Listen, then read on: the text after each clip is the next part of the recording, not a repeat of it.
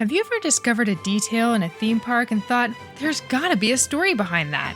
Well, you've come to the right place. We're Amanda, Kevin, and Kim, the team behind We're in the Park, and we've spent years exploring theme parks and finding the details that most people miss. Now, we're diving into the history, stories, and secrets behind those magical details. So grab your curiosity, and maybe even a churro, and let's explore the parks together, one detail at a time. Hello, and welcome back to the We're in the Park podcast. I'm Amanda, and today we're honoring someone truly foundational to the world of theme parks. On November 7th, 2025, we lost Jay Stein, the man who transformed Universal from a simple studio tour to a global competitor, and was the creative force behind the Ride the Movies experience we know today. Author Sam Genoway, in his book Jay Bangs, calls Jay, quote, the father of the modern theme park.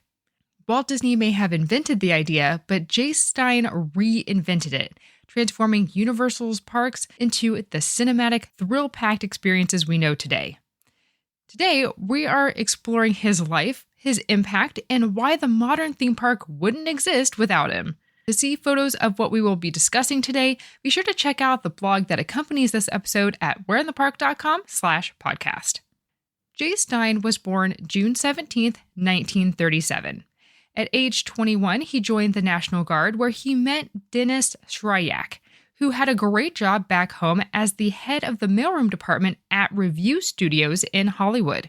Dennis would help get Jay a job there after their active duty ended. Now, for us theme park fans, what's important to note here is that Revue Studios was the television production company owned by MCA, short for Music Corporation of America.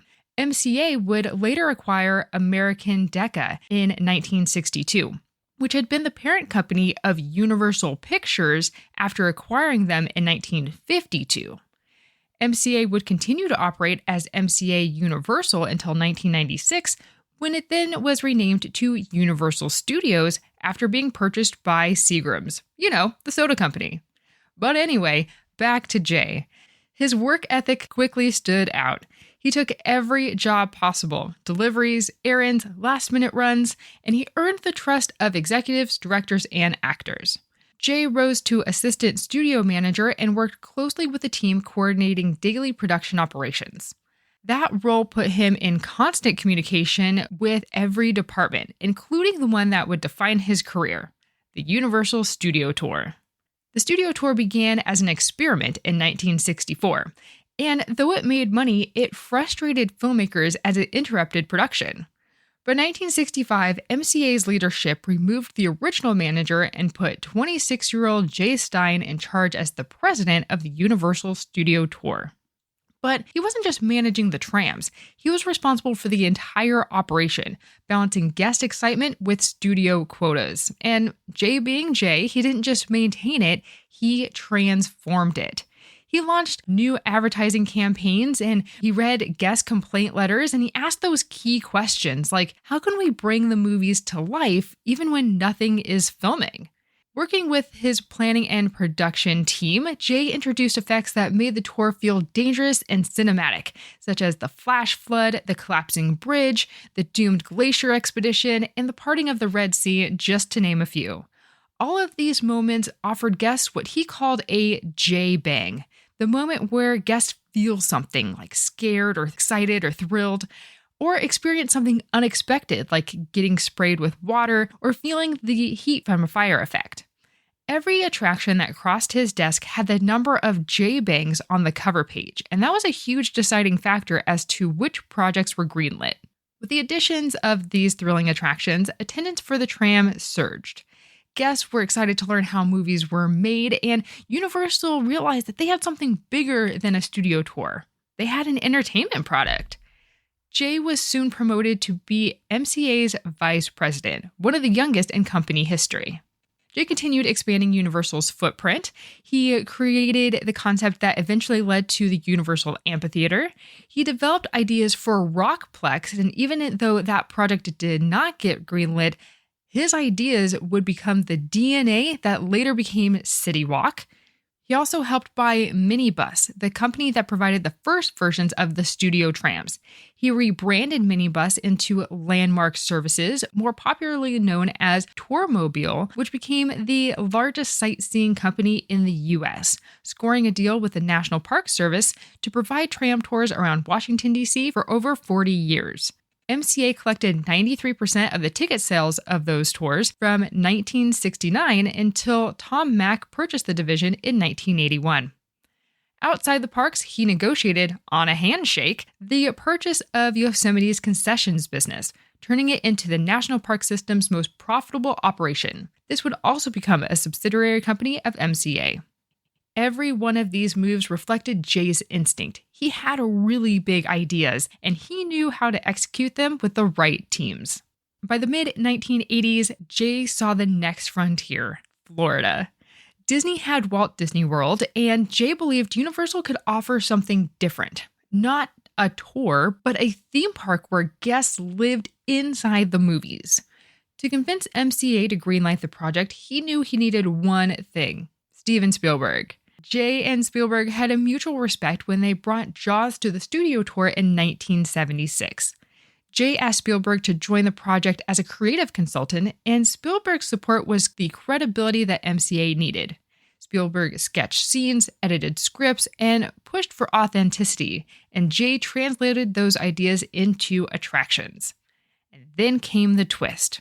Disney allegedly caught wind of Universal's plans and accelerated their own studio park for what became Disney MGM Studios.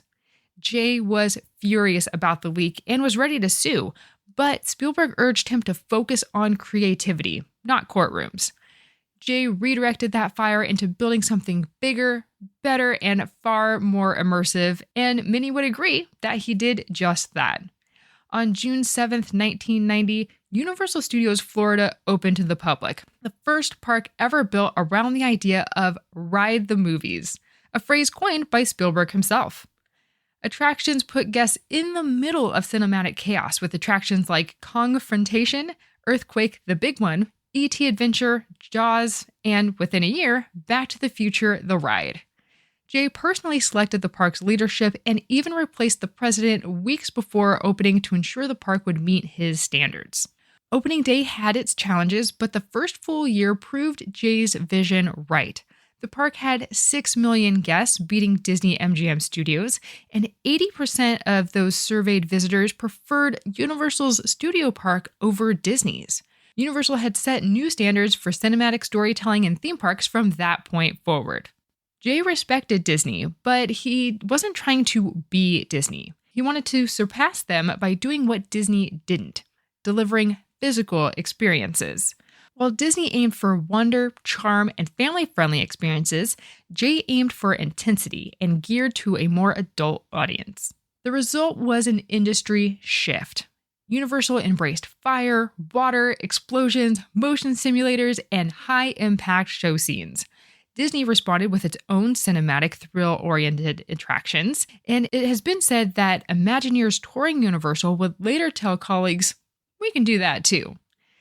The ripple effect of Jay's approach is still visible today. From Indiana Jones Adventure to Rise of the Resistance, every attraction that blends storytelling with physical impact owes something to Jay Stein.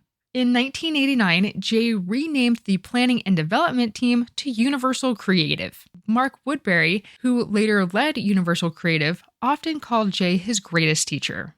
Jay retired in 1993 at age 55, leaving behind a thriving Orlando resort, a blueprint for a second gate, later known as Islands of Adventure, a creative philosophy centered on reinvesting in guests, and a generation of leaders shaped by his mentorship. And even now, Universal's biggest successes, including the Wizarding World of Harry Potter, Velocicoaster at Islands of Adventure, and now Epic Universe, all echoes Jay's guiding principle: surprise them, thrill them, make them feel something, give them a J-bang. At Universal Studios Florida, in the New York section of the park, there is a subtle tribute that fans walk by every day. The building reads, I, Stein, and Co. It's on the corner to the left of the Mummy attraction and the Macy's facade, and to the right of the Jimmy Fallon Race Through New York attraction. As of recording in 2025, construction is currently happening in this area as they tear down Rip Ride Rocket and replace it with a new coaster.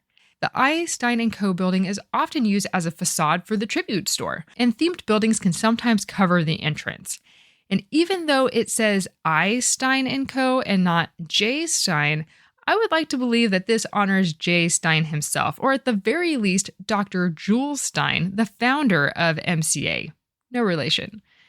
We were unable to find anything online confirming or denying that this name is in relation to anybody, really, and we haven't found any other tributes around the park honoring him. So if you know of any details, we would love to hear from you. Definitely come share with us on our private Facebook group, Where in the Park Explorers. Unfortunately, like I alluded to in the beginning, J. Stein passed away on November 7th, 2025 at age 88.